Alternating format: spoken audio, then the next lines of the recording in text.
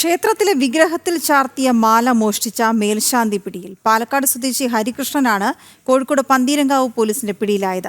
പന്തീരങ്കാവ് മഹാവിഷ്ണു ക്ഷേത്രത്തിലെ വിഗ്രഹത്തിൽ ചാർത്തിയ 13 ഗ്രാം സ്വർണ്ണമാലയാണ് മോഷ്ടിച്ചത്.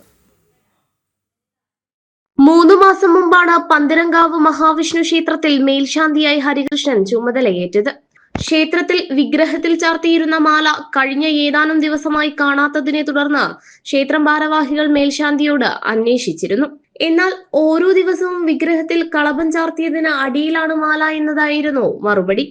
സംശയം തോന്നിയ ഭാരവാഹികൾ കഴിഞ്ഞ ദിവസം വൈകുന്നേരം ഹരികൃഷ്ണനെ തടഞ്ഞുവെച്ച് പരിശോധിക്കുകയായിരുന്നു.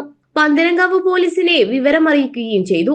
പോലീസ് സ്ഥലത്തെത്തി മേൽശാന്തിയെ കസ്റ്റഡിയിലെടുത്ത് അന്വേഷണം നടത്തിയപ്പോഴാണ് മോഷണ വിവരം അറിയുന്നത്. ഇതിനു മുമ്പ് സ്ഥിരമായിട്ടൊരു ശാന്തിക്കാരുണ്ടായിരുന്നു. അപ്പോൾ താൽക്കാലികമായിട്ട് ഇയാൾ വെച്ചതായിരുന്നു ഒരു കുട്ടി ശാന്തിക്കുന്ന നിലയ്ക്ക്. 3 മാസമേ ഇയാൾ വന്നിട്ടായിട്ടുള്ളൂ. അപ്പം ഭഗവാന്റെ ശരീരത്തിലുണ്ടായിരുന്നൊരു മണിമാല അത് കാലങ്ങളായിട്ട് പോരുന്നതാണ്. അപ്പോൾ അത് കാണാണ്ടായ സമയത്ത് ഞങ്ങൾ ചെക്ക് ചെയ്തതാണ്. ചെക്ക് ചെയ്ത സമയത്ത് മാല ഇല്ല. അപ്പോൾ അത് അയാൾ ചോദിച്ച സമയത്ത് അയാൾ ഇന്ന് തരാം നാളെ തരാം എന്നുള്ളൊരു ഇതിൽ കൂടി വന്നു. അപ്പോഴാണ് പിന്നെ ഞങ്ങൾ കംപ്ലൈന്റ് കൊടുക്കാന്നുള്ളൊരു തീരുമാനത്തിലേക്ക് എത്തിയത്. വിഗ്രഹത്തിൽ നിന്നും എടുത്ത മാല ജ്വല്ലറിയിൽ പണയം വെച്ചതായും മേൽശാന്തി പറഞ്ഞു.